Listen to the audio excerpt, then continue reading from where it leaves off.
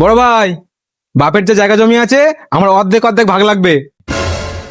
আচ্ছা ঠিক আছে, বাপের জমির ওপর যে বাড়িটা রয়েছে ওটার অর্ধেক ভাগ লাগবে।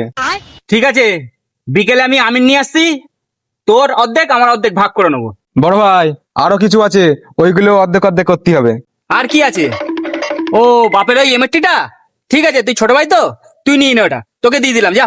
বাপের ওই ভাঙাচা এমটিটা ও আমার লাগবে না, ও তুই পৌঁছাতে বস থাক। তুই যে বাপের টাকায় বিয়ে করেছিলিস না?